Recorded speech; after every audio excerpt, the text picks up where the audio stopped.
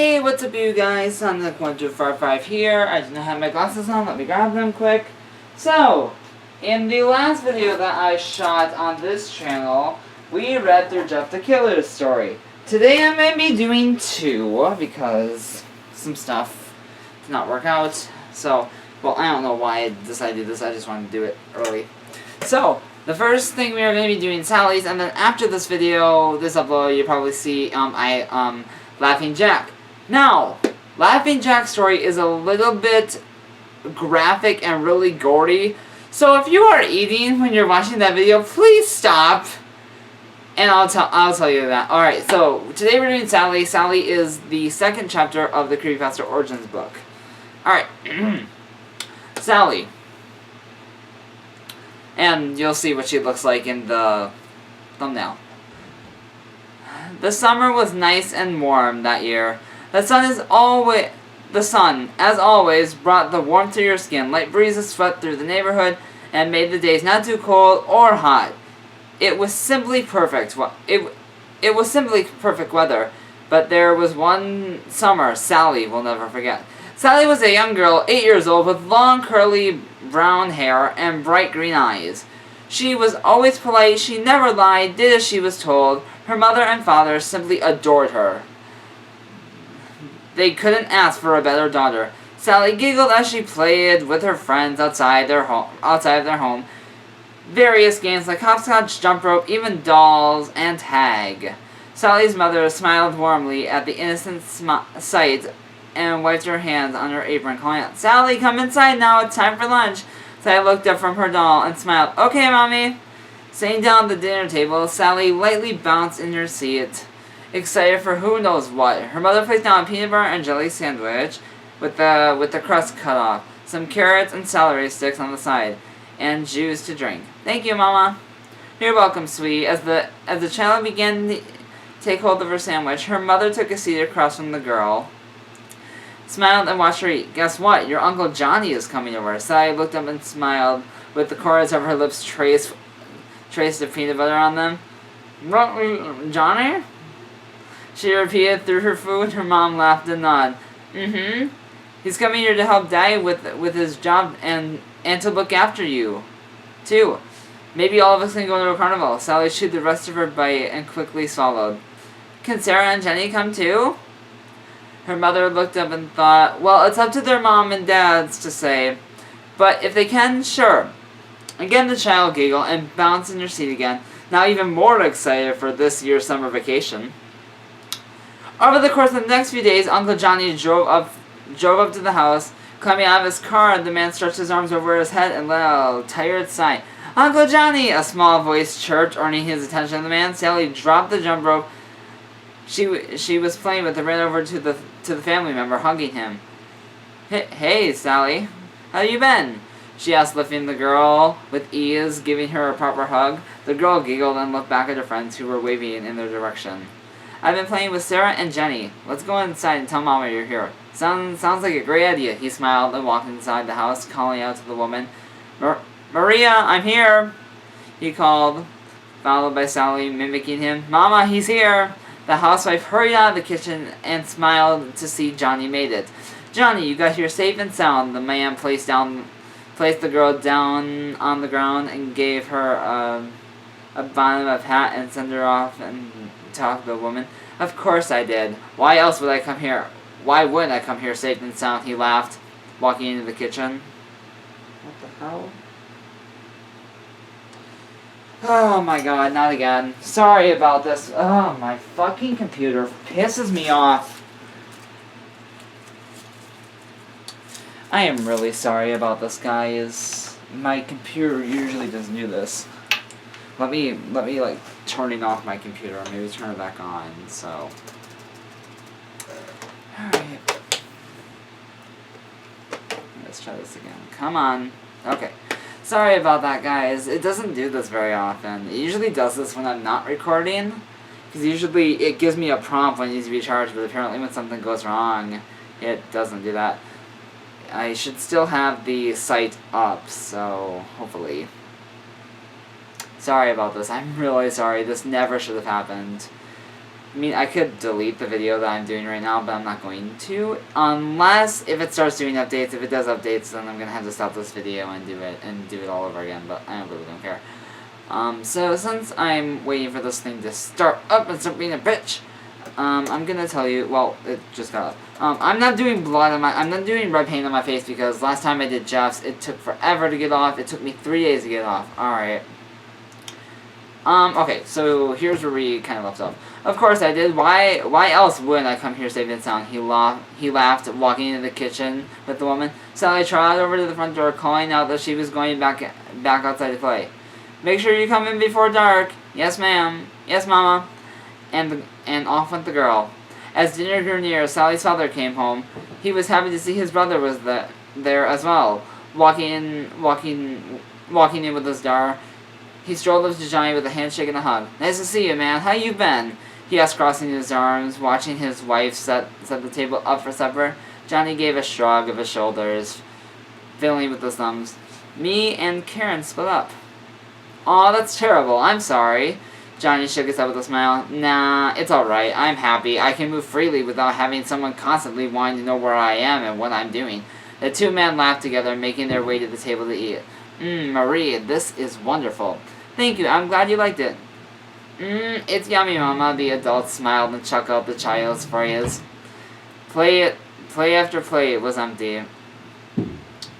And Sally began to yawn over and over again, rubbing her eyes with her hands. Her mom smiled gently and rubbed her back. Looks like someone's tired. Time for bed.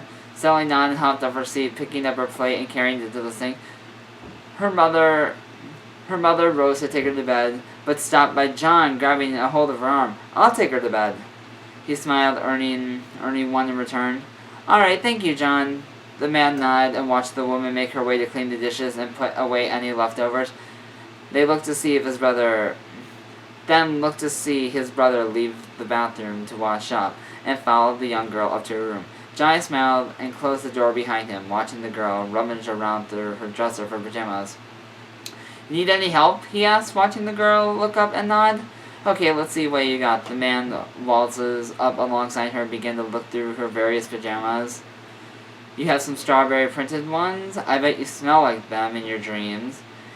He took the shirt up and showed her, giving her a few deep inhales. Sally giggled and shook her head, indicating she didn't want to wear the strawberry pajamas. Johnny nodded and placed the shirt back. Then pulled out another shirt with the unicorn on it. How about this one? Bet you ride on Miss Unicorn here. Again the child giggled and shook her head no. The man let out a small huff before placing it back, then took out a regular pink nightgown with Sally sewed on the back. How about this? Be able to turn into a princess with this. Sally's eyes lit up and clapped her hands excitedly and nodded, placing the gown on her bed. He reached over and began to unbutton his shirt. I can get dressed, Uncle, she said with a smile, looking down at his hands on her shirt. The man smiled back and nodded, continuing to work his way down her shirt.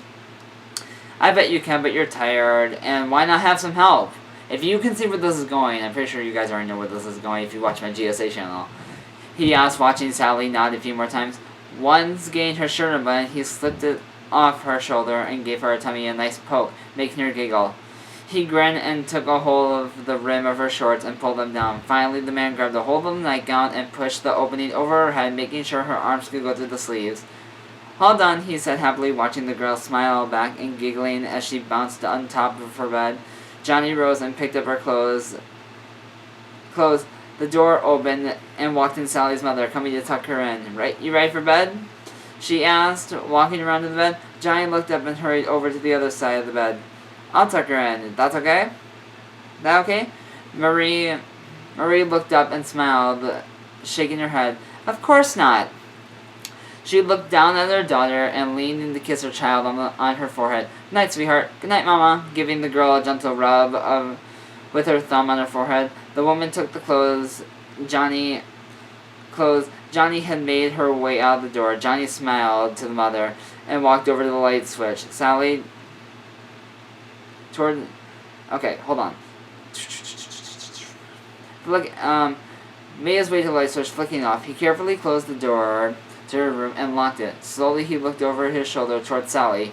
Johnny wore a chilling, crooked smile. After the next few days, Marie noticed that Sally wasn't acting herself. She wasn't smiling brightly as she did.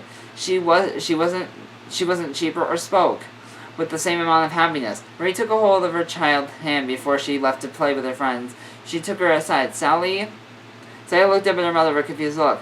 "Honey, are you feeling okay?" she asked, kneeling down to the child's height. Sally stared at her idly and slowly began to weep. Her mother widened her eyes in confusion. "Sally? Mama, I don't want to," the girl managed to say through hiccup sobs. "Didn't want to do what, sweetie? I didn't want to play. I didn't want to play his game." The child looked up at her mother and hugged her tight. "He touched me, and he made me touch him." Marie frowned and gently began to stroke her child's hair, comforting her. Lightly slush her to calm her down. "Shh, it's okay. Mama's here now. It was a nightmare, that's all. The girl had a scary nightmare. Everything is fine now, okay? Don't worry about it anymore." She watched Sally look up at her and her breathing chopped up from her crying and smile. "Okay, Mama." Her mother smiled and kissed her forehead. "Now go wash up. I don't want to play with your friends with the dirty face." Sally let a small giggle and ran off to the bathroom to wash her face. Later that day, Johnny and her brother came home from work. Frank sighed and smiled when she saw Sally wave to him. The father waved back and closed the car door, making his way up to the house. Johnny looked up at Sally as well and smiled, waving to her. The child's smile slowly wilted, showing less happiness in it. But way back as well, Johnny also walked inside the house and paused when she heard the conversation between his brother and his wife. "Sally, what?" Frank asked. "She had a nightmare, a very bad one," she said. "He touched her." "Well, who the hell is he?" "I don't know, Frank, but it was only a nightmare. I just wanted to inform you of what's been going on with her and why she's acting different." Johnny furrowed his brow in anger. His knuckles turned white, then calmed down quickly, thinking fast. He put on a smile and walked in the room, making it look like he just walked into making it look like he just walked into their conversation, and rose his brows. "Whoops, did I interrupt something?" he asked, watching a couple of shakes of their heads. Johnny smiled again, tumbling back in the direction of the car. "I'm going to head to the store. Do you need anything, Marie?" The woman smiled and looked towards the kitchen. "Yes, actually, can you get some eggs, milk, bread, and juice?" Johnny nodded, about to leave until he paused. "Sally wanted to come along as well. I just wanted to inform you," Marie smiled. "Thank you, John." He nodded again and made his way out of the house, keys in hand, looking out to Sally with his friends. He cupped his hand over his mouth. Sally! The child looked up at him and stared. "Come on, let's go to the store." Johnny made his way over to the car, gesturing for the girl to follow him. Sally sat there for a moment, then placed the dolls on the grass. "I'll be back. Please watch over," I don't know how to say this, "and Lily for me." Jenny and Sarah smiled and nodded, continued to play their game of dolls without her. Sally reluctantly made her way around to the car, climbing into the passenger seat and buckling herself. "Did Mama want you to go to the store?"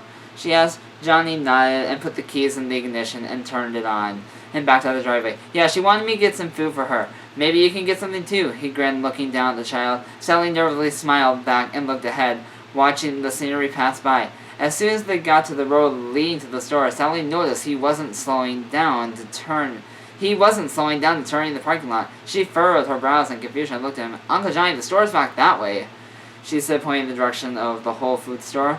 But nothing came out of the man, just continued driving, a very faint smile on his face. The child sat up and looked past the back seat, watching the store slowly grow smaller and smaller till it was out of sight.